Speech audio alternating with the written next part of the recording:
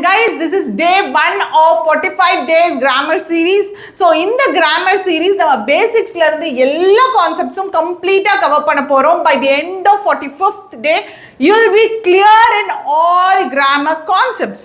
So அந்த grammar series ஓட first lesson இன்னைக்கு நம்ம பார்க்க போறோம். So let's get started. So first பாத்தீங்க அப்படின்னா சென்டென்ஸ் ஒரு நம்ம பேசுகிறோம் எழுதுகிறோம் அப்படின்ற பட்சத்தில் ஒரு சென்டென்ஸ்னால் அந்த சென்டென்ஸில் என்னென்னலாம் இருக்கும். கண்டிப்பாக ஒரு சென்டென்ஸுன்றதை நம்ம எப்போ சொல்லுவோம் அப்படின்னா அதுக்கு சப்ஜெக்டும் வேர்பும் இருக்கிறப்ப நம்ம சொல்லுவோம். ஸோ சப்ஜெக்ட் அப்படின்னா என்னென்னா ஒரு சென்டென்ஸில் நான் யாரை பற்றி இல்லை எதை பற்றி பேசுகிறேனோ அவங்க தான் சப்ஜெக்டுன்றவங்க. What who. ஸோ இந்த ரெண்டு கேள்விக்கும் ஆன்சர் பண்ணும். ஸோ யார் இல்லை எது, ஓகேவா, யார் இல்லை எது பற்றி நான் பேசுகிறேனோ அவங்க தான் சப்ஜெக்டுன்றவங்க. அவங்க பார்த்தீங்கன்னா ஒரு பெயர் சொல்னு சொல்லுவோம்ல, அந்த பெயர் சொற்கள் சென்டென்ஸில் பார்த்தீங்கன்னா சப்ஜெக்டாக வரலாம். ஃபார் எக்ஸாம்பிள் பார்த்தீங்க அப்படின்னா நவுனாக இருக்கலாம், ப்ரொனவுனாக இருக்கலாம். ஸோ அது எல்லாத்தையும் பற்றி தான் இந்த வீடியோவில் நம்ம பார்க்க போகிறோம். ஸோ அடுத்தது பார்த்தீங்கன்னா சப்ஜெக்ட் இருக்கும். அந்த சப்ஜெக்டை தாண்டி மித்த பார்ட் ஆஃப் சென்டென்ஸை வந்து ப்ரெடிகேட் அப்படின்னு சொல்லுவோம். ஓகே, ஸோ நான் ஆல்ரெடி சொன்ன மாதிரி மெயினாக எப்போ நான் சப்ஜெக்ட்னு ஒரு சென்டென்ஸ்ன்னு சொல்லுவேன்னா சப்ஜெக்டும் வேர்பும் இருக்கிறப்ப. ஃபார் எக்ஸாம்பிள் ஐ டீச், நான் நடத்துகிறேன். I subject teach verb. இது ஒரு சென்டென்ஸ் தான். இதுக்கப்புறம் என்ன வேணாலும் இருக்கட்டும், பட் ஒரு சென்டென்ஸில் சப்ஜெக்ட் அண்ட் வேர்ப் இருந்துச்சுன்னா அது சென்டென்ஸ் அப்படின்னு சொல்லுவேன். ஸோ இனிஷியலாக பார்த்தீங்க அப்படின்னா இன்னொரு கைண்ட் ஆஃப் ஸ்டேட்மெண்ட்ஸ்லாம் இருக்குது. இப்போ ஃபார் எக்ஸாம்பிள் பார்த்தீங்க அப்படின்னா டோன்ட்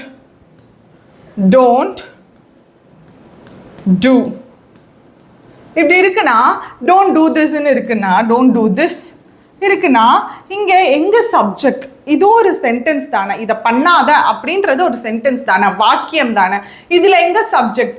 இதெல்லாம் இந்த கமாண்ட் கொடுக்குறதோ இந்த மாதிரியான சென்டென்ஸ்லலாம் பார்த்தீங்க அப்படின்னா நம்மளுக்கு சப்ஜெக்ட் ஹிட்டனாக இருக்குது. எப்படி ஹிட்டனாக இருக்குன்னா எனக்கு முன்னாடி இருக்கிறவங்க கிட்ட தான் நான் அந்த செயலை செய்ய சொல்லுவேன். யூ டோன்ட் டூ திஸ், அதுக்கு பதில் தான் டோன்ட் டூ திஸ்னா நீ அதை பண்ணாதன்னு தான் மீனிங். அப்போ அந்த இடத்துல சப்ஜெக்ட் ஹிட்டனாக இருக்கு. So somewhere subject is present over here. So அடுத்தது பார்த்தீங்கன்னா அது ஒரு வேர்பால் கண்டினியூ ஆகப்படுது. ஸோ ஒரு சென்டென்ஸ் அப்படின்னா சப்ஜெக்ட் நேரடியாக இடம்பெற்று இருக்கணும். அப்படி இல்லாத கேஸில் இந்த மாதிரி ஹிட்டனாக மறைமுகமாக இடம்பெற்று இருக்கும் அப்படின்றது. ஸோ ஒரு சென்டென்ஸில் என்னென்னலாம் இருக்கும் அப்படின்றது தான் இந்த வீடியோவில் நம்ம பார்க்க போகிறோம். ஸோ ஃபர்ஸ்ட் பார்த்தீங்க அப்படின்னா எஸ் ஒரு இப்போ ஒரு சென்டென்ஸ் பாருங்க, ரீனா இவங்க தான் சப்ஜெக்ட். ஏன் யாரு பற்றி பேசுகிறேன்? ரீனாவை பற்றி பேசுகிறேன். அப்போ ஹூன்றதற்கான ஆன்சர் இது. அடுத்து அந்த ரீனா செய்யக்கூடிய ஆக்ஷன் வேர்ப். ஒரு வேர்ப்ன்றது என்னவா இருக்கலாம் அப்படின்னா அது ஒரு ஆக்ஷன் வேர்டாக இருக்கலாம், இல்லை அப்படின்னா அந்த ஸ்டேட்டை குறிக்கிற வேர்பாக இருக்கலாம். ஃபார் எக்ஸாம்பிள் பார்த்தீங்கன்னா இதே இது ரீனா இஸ் அ டீச்சர். இங்கேயும் ரீனா பற்றி தான் நான் பேசுகிறேன். சப்ஜெக்ட் இவங்க. இங்கே பார்த்தீங்கன்னா ஒரு ஆக்ஷன் வேர்ப் என்னவா இருக்கு, வேர்டு என்னவா இருக்கு, வேர்பா இருக்கு. பட் இந்த இடத்துல பார்த்தீங்கன்னா இந்த இடத்துல இஸ்ன்றது ஆக்ஷன் வேர்டா? No, it's not an action word. இது இஸ்ன்றதை நம்ம ஹெல்பிங் வேர்பாவும் யூஸ் பண்ணலாம், மெயின் வேர்பாவும் யூஸ் பண்ணலாம். இந்த இடத்துல ஏன் மெயின் வேர்பா யூஸ் பண்ணுறாங்கன்னா அந்த ஸ்டேட் ஆஃப் பீயிங், இப்போ இருக்கிற அந்த ப்ரெசன்ட் கண்டிஷனை குறிக்குது. அப்போ இப்போ ப்ரெசன்ட்ல ரீனா டீச்சரா இருக்காள். Okay, so state of being or action இது ரெண்டையும் குறிக்கிற வார்த்தைகளை நம்ம வேர்ப் அப்படின்னு சொல்லலாம். ஸோ இங்கே பார்த்தீங்கன்னா ரீனா சப்ஜெக்ட், டீச்சர்ஸ் அப்படின்றது வேர்ப் முடிஞ்சிருச்சு. ஸோ அதே மாதிரி பார்த்தீங்க அப்படின்னா Preethi came home. Okay, so இங்கே பிரீத்தின்றவங்க subject. So other than that இந்த சப்ஜெக்டை தவிர்த்து மற்ற எல்லா பார்ட்டும் பார்த்தீங்க அப்படின்னா ப்ரெடிகேட் அப்படின்னு சொல்லுவோம். ஓகே, ப்ரெடிகேட் அப்படின்னு சொல்லுவோம். அதே மாதிரி இங்க பிரீத்தின்றவங்க சப்ஜெக்ட், அதை தவிர்த்து மித்த பார்ட் ஆஃப் தி சென்டென்ஸை ப்ரெடிகேட் அப்படின்னு சொல்லுவோம். இப்போ இந்த ப்ரெடிகேட்ல என்னென்னலாம் இருக்கும், என்னென்ன காம்பனன்ட்ஸ்லாம் இருக்கும் அப்படின்றது தான் இந்த சென்டென்ஸ்ல நம்ம இந்த கிளாஸ்ல ஒன்று ஒன்றா பார்க்க போறோம். ஸோ ஒரு சென்டென்ஸ்ல பார்த்தீங்கன்னா என்னெல்லாம் இருக்கலாம் அப்படின்னா, சப்ஜெக்ட் இருக்கலாம், verb, object, complement and adjunct, இது எல்லாமே இருக்கும். Okay, complement and adjunct. So இதை பற்றி ஒவ்வொன்றா நம்ம பார்க்க போகிறோம் இந்த லெசன்ல கிளியரா. ஸோ ஆல்ரெடி சொன்ன மாதிரி சப்ஜெக்ட்ன்றவங்க யார் எது இதற்கான ஆன்சராக இருக்கும். அண்ட் இதே மாதிரி பார்த்தீங்கன்னா அவங்க நவுனாக இருக்கலாம், ப்ரொனவுனாக இருக்கலாம், ஜெரண்டாக கூட இருக்கலாம். ஃபார் எக்ஸாம்பிள் பார்த்தீங்கன்னா இங்கே ஜெரண்ட் இருக்கா? இல்லை.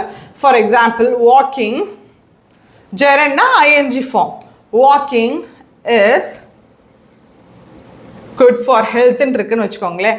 அப்போ இதில் எதை பற்றி பேசுகிறேன்? வாக்கிங்கை பற்றி பேசுகிறேன். ஸோ அந்த வாக்கிங் தான் சப்ஜெக்டாக இருக்குது. ஓகே, ஸோ சிமிலர்லி இப்போ ஃபர்ஸ்ட் ஒன் பாருங்க, the star is shining, star subject. Okay, dress is beautiful, ட்ரெஸ்ஸை பற்றி பேசுகிறேன், dress subject. Seetha is playing, சீதாவை பற்றி பேசுகிறேன், Seetha subject. Hard work pays, hard work பலனளிக்கும், ஹார்ட் ஒர்க் சப்ஜெக்ட்.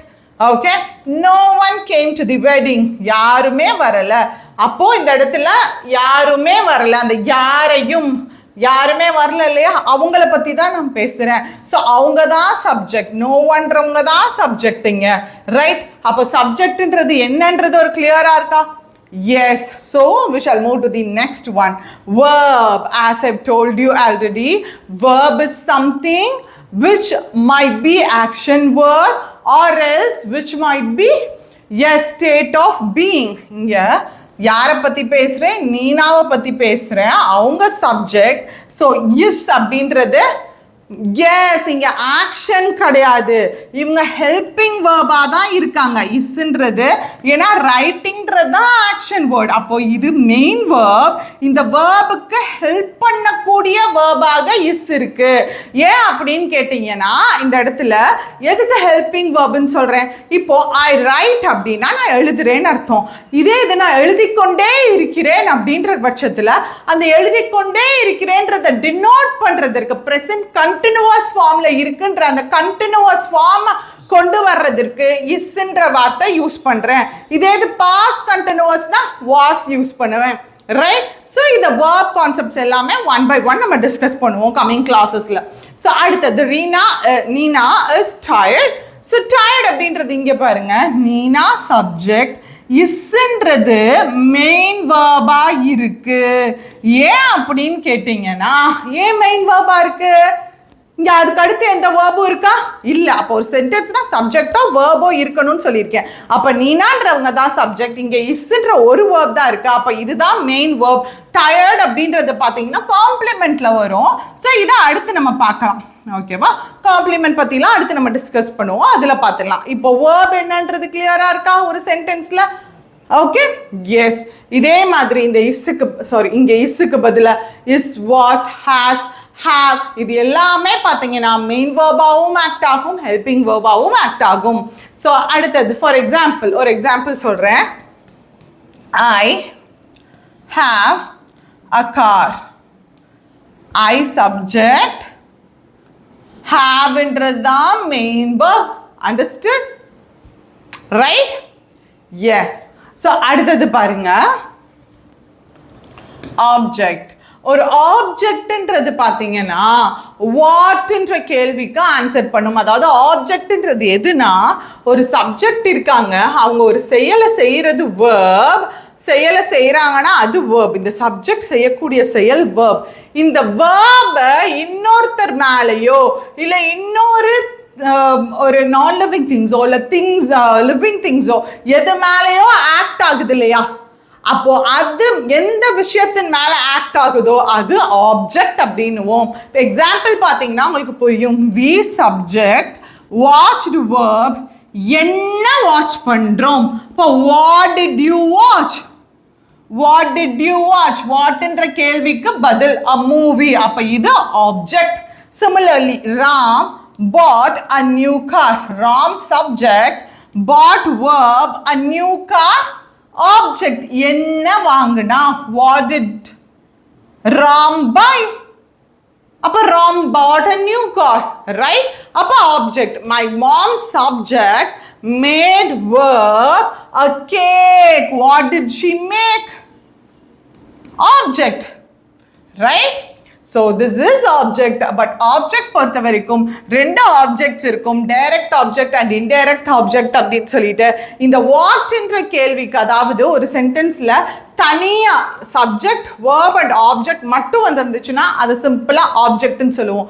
இதே இது ரெண்டு ஆப்ஜெக்ட்ஸ் வந்திருக்குன்ற பட்சத்துல ஃபர்ஸ்ட் டைரக்ட் ஆப்ஜெக்ட்னு ஒன்று இருக்கும், இன்டைரக்ட் ஆப்ஜெக்ட்னு ஒன்று இருக்கும். இந்த வாட்டுக்கு நான் ஆன்சர் பண்றது டைரக்ட் ஆப்ஜெக்ட் கீழேயும், இன்டைரக்ட் ஆப்ஜெக்ட் வந்து ஹூம் ஆன்சர் பண்றதாவும் இருக்கும். எக்ஸாம்பிள் பார்த்தா உங்களுக்கு புரியும். இங்க பாருங்க, ஐ சப்ஜெக்ட் கேவ் verb யாரிடம் கொடுத்த, இந்த verb ஆக்ட் ஆகிறது தான் ஆப்ஜெக்ட்னு சொல்லிட்டோம். அப்ப ஆப்ஜெக்ட்ல ரெண்டு இருந்துச்சுன்னா டைரக்ட் அண்ட் இன்டைரக்ட். அப்ப யாரிடம் கொடுத்த, என்ன கொடுத்த, அப்ப யாரிடம், to whom have you given the chocolate? அப்ப whom என்ற கேள்விக்கு ஆன்சர் பண்றது இன்டைரக்ட் ஆப்ஜெக்டும், what did you give ன்றதற்கு ஆன்சர் பண்றது டைரக்ட் ஆப்ஜெக்டாவும் இருக்கும். Understood? Clear with this? Yes. And அடுத்து subject, they subject gave verb as indirect object. என்ன கொடுத்தா, அவங்களுக்கு என்ன கொடுத்த, indirect object. Coffee direct object. என்ன இங்கே வருமோ, 1 செகண்ட். ஓகே, யாரிடம் அப்படின்றது whom அப்படின்றதுக்கு ஆன்சர் பண்றதுனால இன்டைரக்ட் ஆப்ஜெக்ட், அண்ட் வாட் அப்படின்றதுக்கு ஆன்சர் பண்றதுனால direct object. Okay, so with breakfast, right? இது ப்ரப்போசிஷன், இது ப்ரப்போசிஷனுக்கான ஆப்ஜெக்ட். இதெல்லாம் பற்றி நம்ம லேட்டர் ஆன் நம்ம டிஸ்கஸ் பண்ணுவோம். ஸோ அதை பற்றி வரி பண்ணிக்காதீங்க. ஸோ அடுத்தது, ஆக்சுவலி ஒரு வேர்ட் மிஸ் ஆகுது. Helen gave his friend a pen. Okay, Helen subject, அவங்க செஞ்ச action verb, and his friend யாரிடம், அப்ப indirect object, என்ன கொடுத்தான், what, அப்ப direct object, right? This is the case. அவ்வளவுதான். Okay, so direct object, indirect object concept புரிஞ்சிருக்கும் உங்களுக்கு. இப்போ next comes here. Yes, next comes complement. So complement பொறுத்த வரைக்கும் என்னவா இருக்கும்னா, ஒரு சென்டென்ஸை கம்ப்ளீட் பண்ணக்கூடிய விஷயமாக இருக்கும் complement அப்படின்றது, right? For example, I am a dash. I am dash. I am அப்படின்றது ஓகே, நான் அதுக்கப்புறம் என்னது, I have, இப்போ ஃபார் எக்ஸாம்பிள் பார்த்தீங்க அப்படின்னா, she is dash. She is what? அப்ப the sentence is not yet completed. அந்த சென்டென்ஸ் முடியவில்லை. அப்போ ஒரு சென்டென்ஸை முடிக்கக்கூடிய ஒரு விஷயம் தான் காம்ப்ளிமெண்ட். அண்ட் அது மட்டும் இல்லாம பாத்தீங்க அப்படின்னா, காம்ப்ளிமெண்ட் என்னவா இருக்கலாம்னா ஒரு அட்ஜெக்டிவா இருக்கலாம். அட்ஜெக்டிவ் அப்படின்றது என்னன்னா, ஒரு நவுனை பத்தி பேசக்கூடியது தான் அட்ஜெக்டிவ் அப்படின்றது. நவுனை குவாலிஃபை பண்ணக்கூடியது.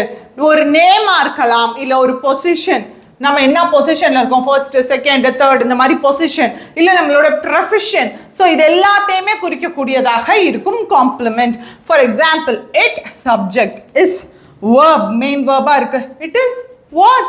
Sentence is not completed. அப்போ ஹாட், இந்த ஹாட்ன்ற அட்ஜெக்டிவ் இங்க யூஸ் பண்ணியிருக்கோம்.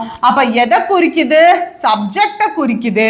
அப்ப சப்ஜெக்டை பத்தி பேசுது, ரைட்? சப்ஜெக்டை பத்தி பேசுது. அப்போ இது சப்ஜெக்ட், நவுன், சாரி, இங்க ப்ரினவுன். இட்ன்றது ப்ரினவுன். ஏன்னா நவுன் அப்படின்றது, இப்போ ஃபார் எக்ஸாம்பிள் பார்த்தீங்க அப்படின்னா, ரீனான்றது நவுன்னா எனக்கான ப்ரினவுன் என்ன சொல்லுவேன்? ஐ சொல்லுவேன். நான் சொன்னேன்னா ஐ சொல்லுவேன். இது நீங்க வந்து இன்னொருத்தரை பத்தி பேசுறீங்க, சீதா அப்படின்னு யாரோ ஒரு நபர், தேர்ட் பர்சனை பத்தி பேசுறீங்கன்னா உங்களுக்கு ஷீன்னு சொல்லுவோம். அப்ப அதே மாதிரி இட்ன்றது ஒரு ப்ரினவுன். இந்த ப்ரினவுனை குறிக்கிறது. நவுன் ஆர் ப்ரொனவுனை குவாலிஃபை பண்ணுச்சுன்னா அது அட்ஜெக்டிவ். ஸோ இங்க அட்ஜெக்டிவா இருக்கு. So hot is a complement here, right? Similarly, he is a doctor. he subject is verb, a doctor profession அப்போ complement அப்ப இங்கேயும் sentence முடிக்குது. and அடுத்தது he is handsome, he subject is verb. இப்போ இந்த handsome இல்லாம இருந்துச்சுன்னா இந்த sentence complete ஆகுதா? no, the sentence is not completed. therefore handsome என்ற ஒரு வார்த்தை அப்ப he ஹேண்ட்ஸம்ன்றது எதை குறிக்குது? ஹீய குறிக்குது. அப்ப ஹேண்ட்ஸம்ன்றது அட்ஜெக்டிவா இருக்கு. ஒரு நவுனை பத்தி பேசுனா that is an adjective, right? so he is handsome. fine, முடிஞ்சிருச்சா? yes. இப்போ இந்த காம்ப்ளிமெண்ட்லயும் என்ன இருக்குன்னா சப்ஜெக்ட் காம்ப்ளிமெண்ட் இருக்கு, ஆப்ஜெக்ட் காம்ப்ளிமெண்ட் இருக்கு. அது ஒன்றும் பெரிய விஷயம் இல்லை. சப்ஜெக்டை பத்தி பேசுச்சுன்னா சப்ஜெக்ட் காம்ப்ளிமெண்ட், ஆப்ஜெக்டை பத்தி பேசுச்சுன்னா object complement. For example she, யாரை பத்தி இந்த சென்டென்ஸ்ல பேசுறோம்? ஷீயை பத்தி பேசுறோம். இப்போ ஷீ தான் சப்ஜெக்டா இருக்காங்க. இந்த சப்ஜெக்டை பத்தி பேசுறதுனால இது சப்ஜெக்ட் காம்ப்ளிமெண்டா இருக்கு. டாக்டர்ன்றது she subject, verb, this is subject complement. similarly I subject, am verb, Sindhu, yes, pair, name comes under complement. இந்த sentence முடியல. அப்போ noun, pronoun பத்தி பேசுது, subject pronoun பத்தி பேசுது. அப்போ இது subject complement. similarly Nandu is clever, Nandu subject, verb, clever, subject பத்தி பேசுது. so it is subject complement. and similarly அதே மாதிரி தான் ஆப்ஜெக்ட் காம்ப்ளிமெண்ட் அப்படின்றதும். இப்போ ஆப்ஜெக்ட் காம்ப்ளிமெண்ட் பார்த்தீங்கன்னா ஆப்ஜெக்டை பற்றி பேசும். For example they subject, named verb, their daughter, அவங்களுடைய டாட்டரை நேம் பண்ணியிருக்காங்க. Right, their daughter Rita. இங்க தெளிவா பாருங்க, சப்ஜெக்ட் verb, ஓகேவா? இந்த சப்ஜெக்ட் என்ன பண்ணுச்சு அப்படின்றது தான் verb. and இந்த verb யார் மேல ஆக்ட் ஆகுது? their daughter மேல ஆக்ட் ஆகுது. அப்ப இது ஒரு ஆப்ஜெக்ட். புரிஞ்சுச்சா? their daughter, sorry, daughter. so அவங்களுடைய பொண்ணுக்கு பெயரிடுகிறார்கள். அப்ப சப்ஜெக்ட் ஒரு செயலை செய்யறாங்க, இந்த செயல் இன்னொரு விஷயத்தின் மேல ஆக்ட் ஆகுது. அப்ப யாருக்கு பெயரிடுகிறார்கள்? அவங்க குழந்தைக்கு பெயரிடுகிறார்கள்.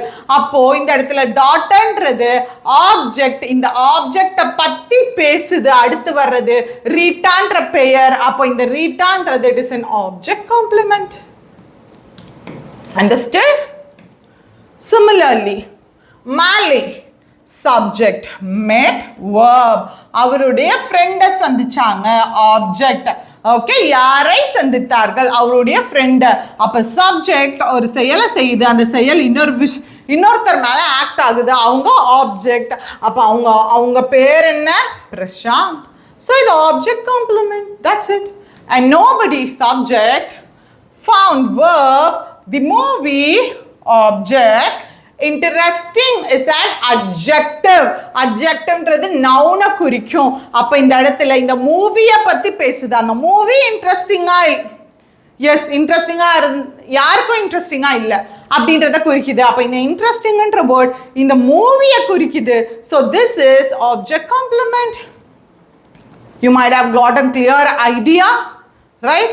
you might have got a clear idea. புரிஞ்சிருக்கும்னு நினைக்கிறேன். yes. அடுத்தது urgent.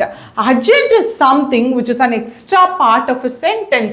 ஒரு சென்டென்ஸ்க்கு அடிஷனலா அதை பத்தின இன்ஃபர்மேஷன் தரக்கூடியது தான் urgent அப்படின்னுவோம். urgent என்னவாலாம் இருக்கலாம்னா when, where, why, how often, to what extent. so இதுக்கெல்லாம் ஆன்சர் பண்ணக்கூடியதா இருக்கலாம். எப்போ, எங்க, எதனால, எப்படி, எவ்வளோ ஆஃபன், அதாவது அடிக்கடின்னு சொல்றோம் இல்லையா, அது கொஸ்டின் எழுப்புறக்கூடிய வார்த்தை. ஸோ எவ்வளவு தூரம், what extend, to what extend.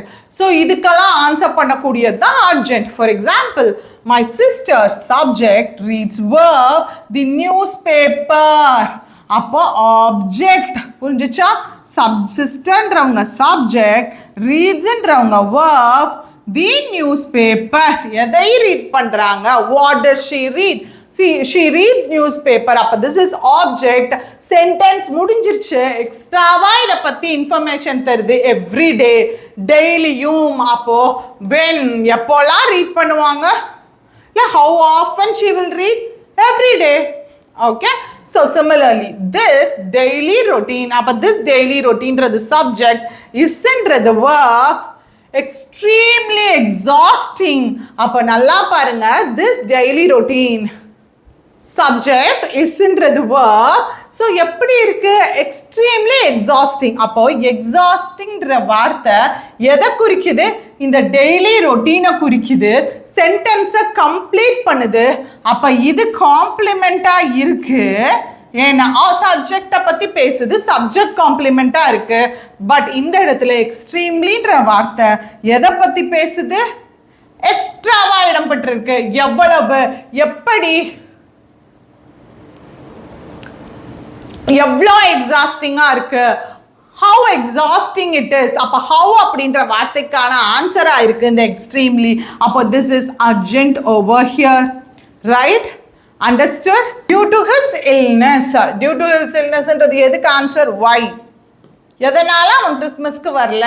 illnessனால. whyக்கான answer. so this is urgent. His subject could not come. verb வர முடியல. இந்த verb எது மேல ஆக்ட் ஆகுது? home object. அடுத்தது பாத்தீங்கன்னா ஃபார் கிறிஸ்மஸ், எதற்காக வர முடியல? கிறிஸ்மஸ்க்கு. அப்போ இப்போ இதுவும் additional part of the sentence தான், இதுவும் extra part of the sentence தான். So this comes under urgent. இதுவும் அர்ஜென்ட் கீழே தான் வரும். இப்போ கொஞ்சம் எக்ஸசைஸ் கொஸ்டின் சால்வ் பண்ணலாம், so that you will get a clear idea. இப்போ பாருங்க, it's subject, is raining, verb, right? இது SV sentence. I subject, have main வேர்பா இருக்கு. என்ன இருக்கு? a house இருக்கு. அப்ப ஆப்ஜெக்ட், இந்த verb இது மேல ஆக்ட் ஆகுது. என்ன, வாட்ன்ற கேள்விக்கான ஆன்சர் house. ஆப்ஜெக்ட் மேல ஆக்ட் ஆகுது. I have a house. அடுத்தது, அடுத்த சென்டென்ஸ் இது. I subject, am verb, an Indian. அப்போ இது ஒரு சென்டென்ஸை கம்ப்ளீட் பண்ணுது. சென்டென்ஸை கம்ப்ளீட் பண்ணுது, சப்ஜெக்டை பத்தி பேசுது. அப்போ this is subject complement, right? Okay, yes. Similarly, Rita subject, reached verb. Rita reached, இதுலயே சென்டென்ஸ் ஓவர், ரீச் ஆயிட்டாங்க அப்படின்ட்டு. பட் இங்க early, எப்போ ரீச் ஆனாங்க? when did she reach? early, additional part of the subject, sorry, sentence. therefore this is an urgent. okay, இது urgent. and similarly, அடுத்தது Leena subject, reached verb, எங்க reach ஆனாங்க? ஆஃபீஸ்க்கு ரீச் ஆனாங்க. Object, after 10 AM. அப்போ 10 AMக்கு அப்புறம், டைமிங். அப்போ இந்த டைமை குறிக்கிறது எல்லாமே ஆஃபீஸ் ரீச் ஆயிட்டாங்க, முடிஞ்சிருச்சு தான். ஓகே, முடிஞ்சிருச்சு. அடிஷனல் இன்ஃபர்மேஷனை குறிக்குது. when did she reach the office? அப்போ this comes under urgent. புரிஞ்சுதா? yes. and similarly, next one, the company subject, offered verb, me யாருக்கு அப்படின்ற கேள்வி வந்துச்சுன்னா indirect object. என்ன கொடுத்தாங்க? what, direct object. that's it. and similarly, occasionally, frequently, every day, daily, இந்த மாதிரியான வார்த்தைகள்லாம் வந்துச்சுன்னா how oftenன்ற question. how oftenன்றது எக்ஸ்ட்ராவா அந்த விஷயத்தை பத்தி அடிஷ்னலா இன்ஃபர்மேஷன் சொல்றேன். அப்போ இந்த how oftenன்ற கேள்விக்கான ஆன்சர் வந்துச்சுன்னா இது என்ன பார்ட் ஆஃப் தி சென்டென்ஸா இருக்கும்? urgent, of course. urgent. my friend subject gets verb restless. yes, restless last year. இது வரைக்கும் ஓகே. இந்த லாஸ்ட் இயர்ல இருந்து அடுத்த sentence. Okay, yes. my friend subject gets, okay, verb restless. என்ன ஆகுது என் ஃப்ரெண்டுக்கு? she is restless ஆயிடுறாங்க. அப்போ என்ன ஆகுது என் ஃப்ரெண்டுக்கு? என்ன ஆகுது? சென்டென்ஸ் கம்ப்ளீட் ஆகல. இந்த ரெஸ்ட்லெஸ் யாரை குறிக்குது? ஃப்ரெண்டை குறிக்குது. ஃப்ரெண்டு என்ன கண்டிஷன்ல இருக்காங்கன்னு குறிக்குது. அப்போ ஃப்ரெண்டை குறிக்கிற, ஃப்ரெண்டு நவுனை குறிக்கக்கூடிய வார்த்தையா இருக்கு, அட்ஜெக்டிவ். அப்போ இது எது கீழே வரும்? காம்ப்ளிமெண்ட் கீழே வரும், right? That's it. Last year, அப்போ இந்த டைமிங்க குறிக்கக்கூடிய வார்த்தைகள்லாம் comes under urgent. we subject, celebrated verb, Diwali object. what did you celebrate அப்படின்றதுக்கான ஆன்சர் today. திருப்பி urgent, டைமிங்க குறிக்குது. teacher subject, gave verb, as என்ன கொடுத்தாங்க, யாருக்கு கொடுத்தாங்க, யாருக்கு, டு ஹூம் அப்படின்றதுக்கான ஆன்சர் ஐஓ, இன்டைரக்ட் ஆப்ஜெக்ட். என்ன கொடுத்தாங்க, அவர் papers, direct object. That's it. Shiny subject, யாரை பற்றி பேசுகிறோம், went verb. So Shiny went, Shiny போனாங்க, ஓகே, சப்ஜெக்ட் அண்ட் verb முடிஞ்சிருச்சு. எங்க போனாங்க, வேர் அப்படின்றதுக்கான கொஸ்டினுக்கான ஆன்சர் வந்துருந்துச்சுன்னா என்ன சொல்லியிருக்கோம், அது எது கீழே வரும், of course that would be an adjunct. எப்போ போனாங்க, when அப்படின்ற கொஸ்டினுக்கான answer that is also an adjunct, right? அப்போ இதுவும் adjunct, இதுவும் adjunct. அவ்வளோதான், ரொம்ப சிம்பிள். ஸோ உங்களுக்கான